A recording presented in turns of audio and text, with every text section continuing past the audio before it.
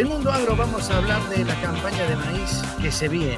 De manera incipiente ya algunos productores se han atrevido a sembrar, aun cuando no tenían un perfil adecuado para encarar precisamente esta campaña. Pero hay una compañía, Profértil, la máxima productora de fertilizantes en la República Argentina, por cierto, muy interesada en difundir por qué es precisamente una campaña para apostar a la fertilización. Vamos a hablar con un especialista en la materia, investigador del CONICET, Nahuel Reusi Calvo, quien nos va a dar precisamente algunos detalles respecto a esta cuestión y cómo se viene investigando. Nahuel, un placer saludarte. ¿Cómo estás? ¿Qué tal, Julio? Un gusto saludarlos y bueno, saludo para toda la audiencia. Bueno, Nahuel, cuando hablamos de fertilización, ¿por qué es más que nunca importante en una campaña como la que viene, donde venimos retrasados con perfiles de humedad en el suelo y sobre todo cuando se hace necesario apuntar a un cultivo muy importante y que requiere precisamente de todos los nutrientes del suelo? Sí, tal cual, digamos. Como panorama general, digamos, como para empezar, lo que hay que tener en mente es que hoy ya en Argentina, antes de esta campaña, tenemos una brecha de rendimiento, o sea, hay una porción del rendimiento que al productor se le escapa de las manos, y uno de los principales factores que explica esa brecha es la nutrición, digamos. Tenemos brecha de nutrientes, estamos subfertilizando generalmente los cultivos de maíz en particular. Y esto se ve reflejado en que en distintas redes de ensayo que se han hecho en distintas zonas de la región pampeana, desde Córdoba, Santa Fe, Buenos Aires y demás, muestran que en ambientes en los cuales tenemos deficiencia de nutrientes, podemos contribuir con fertilización en forma eficiente y efectiva hasta un incremento en promedio de un 40% en los rendimientos de los cultivos. De vuelta, en ambientes con deficiencia. O sea que esto va de la mano de conocer nuestros lotes y de medir cuál es el punto de partida de cada lote en particular y de cada ambiente en cada lote cuando uno trabaja, sobre todo si trabaja con ambientación. Eso implica hacer muestreo y análisis de suelo. El gran problema que tenemos en Argentina y en esta campaña en particular, que se va a agravar, es que medimos poco. O sea, para que tengan en mente, en promedio, para el cultivo de maíz se muestrea el 25 al 30% de los lotes en los cuales se hace maíz. En el Ujú. otro porcentaje, el 70-75%, se fertiliza el maíz, se invierte en fertilizantes, pero no se sabe qué es lo que tiene el suelo, cuál es el punto de partida. Y ese es un gran problema que tenemos. Entonces, en esta campaña en particular, en el cual a toda esa cuestión, digamos, de la incertidumbre económica que siempre tenemos en el país, se le suma esa incertidumbre climática, es fundamental que el productor, el asesor, mida para tomar la mejor decisión en cada ambiente y en cada lote en particular. Bien, ¿Mm? Nahuel, a veces los productores, como vos bien decías, no miden y a veces por recomendación o porque han escuchado de oído de algún otro productor al que le fue bien en el campo y ha tenido un buen rendimiento solamente colocándole nitrógeno, por ejemplo, al Ujú. suelo. Y en este caso es necesario saber cuál es el elemento base fundamental. Y en esto, en base a las investigaciones que vos realizás, habitualmente para los campos argentinos, ¿qué es lo más necesario en un suelo para hacer maíz? Sí, perfecto. Cuando nosotros hablamos ya específicamente de los nutrientes que limitan el rendimiento de maíz, la bala de plata, nosotros decimos, es el nitrógeno. El nitrógeno es el principal nutriente para construir rendimiento en maíz. ¿Tá? Y eso se explica porque cada vez es más frecuente tener respuesta al agregado de ese nutriente debido a que los suelos están cada vez más degradados. Y todos sabemos que el principal aporte de nitrógeno para los cultivos es la mineralización a partir de la materia orgánica de los suelos.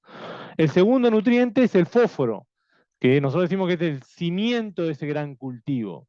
El problema que tenemos es que en gran parte de la región pampeana, le diría 2/3 de los suelos en los cuales se hace maíz, tenemos niveles de fósforo en el suelo por debajo de los niveles críticos establecidos para el cultivo. Entonces, con nitrógeno construimos con rendimiento, con fósforo hacemos los cimientos de ese gran cultivo, clave ese nutriente en años de estrés hídrico, porque como tiene una baja movilidad, la raíz frente a un estrés hídrico va a crecer poco, entonces generalmente en años con sequía, las respuestas relativas a fósforo son mayores que en años sin limitaciones hídricas. ¿Ah? Y una vez que Ujú. tenemos esos dos nutrientes, el tercer nutriente en discordia es el azufre. ¿no? Muy asociado a materia orgánica y que en muchas redes de ensayo en región pampeana se ha visto respuesta directa y a interacción con nitrógeno y fósforo. Estamos en Córdoba, o estamos hablando desde Córdoba, y siempre se dice que el segundo mal del río Cuarto es el zinc en Sí. maíz. Entonces, el cuarto elemento, y dentro de los microelementos, sería considerar zinc, pero de vuelta, para tanto nitrógeno, fósforo y azufre y zinc, si pensamos en esa nutrición balanceada de maíz, tenemos que medir para saber cuál es el punto de partida, dónde estamos parados en esos nutrientes, para decir, bueno, acá vamos a fertilizar con nitrógeno y fósforo, acá solamente con nitrógeno y azufre, o con los 4 elementos.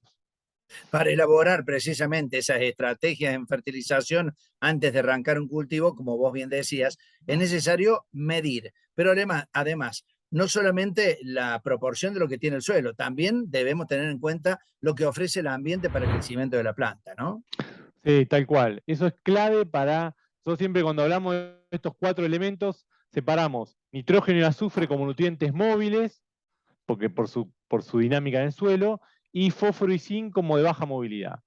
Bueno, para nitrógeno y azufre es fundamental también poder definir la demanda de ese ambiente.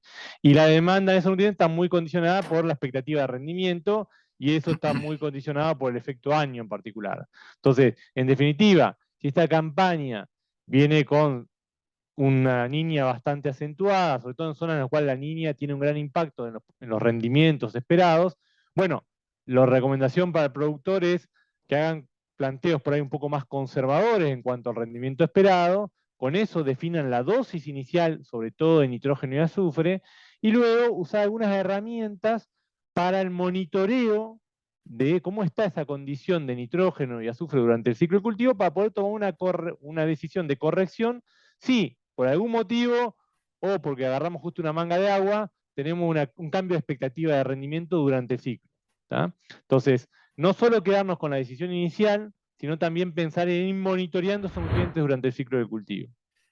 Sobre todo porque tal vez haya que, como bien decías, hacer alguna corrección o encaminar algún grupo de plantas que puedan, ya sea por las respuestas que han tenido, la densidad de siembra o algún otro condimento, se han visto condicionadas por determinados factores. Estamos viendo, por ejemplo, que hoy, por ejemplo, los aportes de agua suelen ser bastante irregulares. Bueno, todo esto puede llegar a ser corregido a tiempo, ¿no?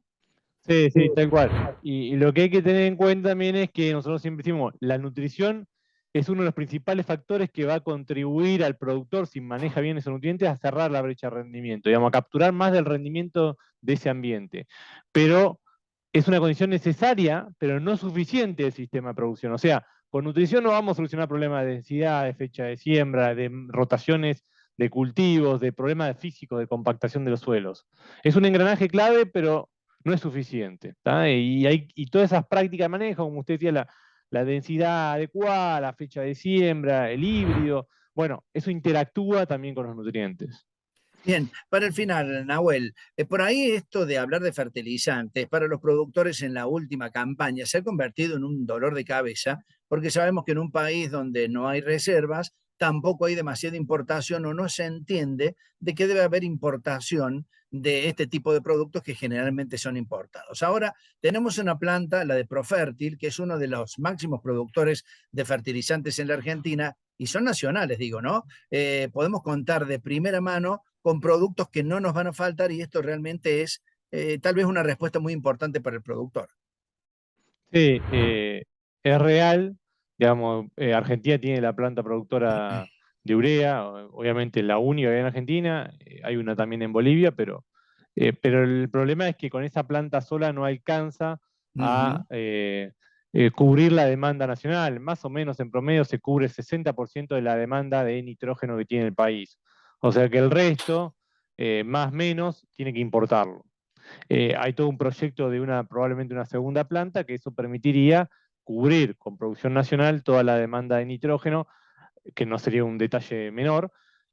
También pensando en que si uno aspira a que los pisos productivos de maíz vayan creciendo, mm, para cerrar esta brecha de rendimiento, vamos a evitar más nitrógeno que ingrese al sistema, vía fertilizantes, vía cultivo de servicio, de distintas formas, pero ese sistema va a necesitar más nutrientes.